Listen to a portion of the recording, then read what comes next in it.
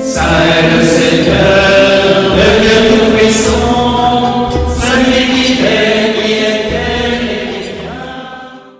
Bonjour frères et sœurs en Jésus-Christ.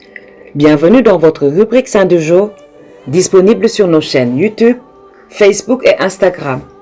N'hésitez pas à vous abonner pour vous inspirer chaque jour. Aujourd'hui, inspirons-nous de Sainte Rita de Cassia. Rita est née vers 1381.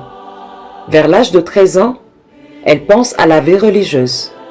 Ses parents préfèrent la marier à un homme riche, Paolo. Rita obéit se disant qu'elle n'est sans doute pas digne de la vie consacrée. Son mari s'avère violent, elle souffre en silence et jeûne pour sa conversion.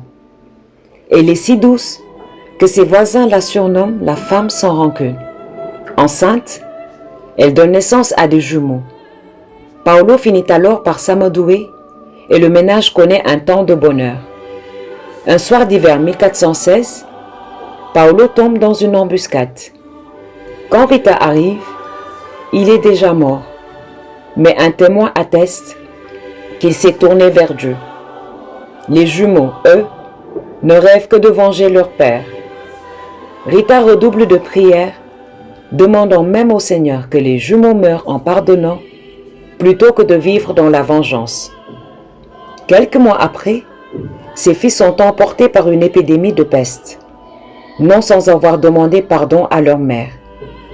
Devenue veuve, Rita repense à devenir religieuse. Elle frappe à la porte des Augustines de Cassia, mais l'abbesse l'admet à condition de parvenir de réconcilier la famille de son mari et celle de son assassin. Elle y parvient contre toute attente. Elle restera 40 ans religieuse, se dévouant au service des pauvres.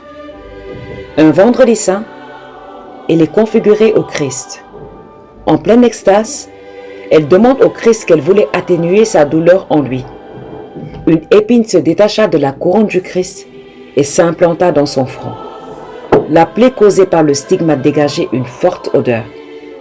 Un jour, elle voulut assister au pèlerinage du Jubilé à Rome pour rendre grâce de la cessation des guerres dans le pays. La supérieure refusa, lui disant que l'odeur de la plaie allait incommoder les gens. Rita lui promit que ce ne sera pas le cas. Ce jour-là, le stigmate disparut, comme elle l'avait dit.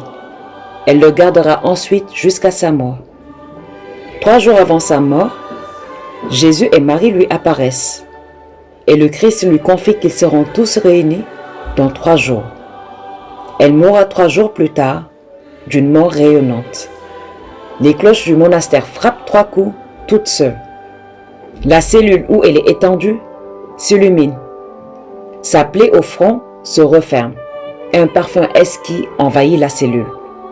Une sœur dont le bras était paralysé le passe sous le cou de la sainte et le bras guérit immédiatement. On transporte sa dépouille dans une chapelle intérieure pour que tous puissent la voir. On ne ferme pas le cercueil. Quelques années plus tard, ce cercueil sera détérioré par le feu, mais le corps de Sainte Rita restera intact jusqu'à aujourd'hui, où il repose dans la basilique sanctuaire de Cassia. Elle est canonisée en 1900 par le pape Léon XIII, soit près de 550 ans plus tard. Demandons à Sainte Rita qu'elle nous communique sa capacité à pardonner, sa douceur évangélique et dans la contemplation du Christ, la force d'un amour invincible pour Dieu et pour nos frères. Avec elle, soyons sûrs qu'il n'y a pas de cause désespérée pour celui qui croit, et plus encore pour celui qui aime en Dieu. Car, comme l'ange l'avait dit à Marie, à Dieu, rien n'est impossible. Aujourd'hui, nous fêtons aussi Sainte Julie et la bienheureuse Maria Domenica Brun-Barbantini. Bonne fête à tous les homonymes. À demain pour de nouveaux saints. D'ici là, prions chez nous.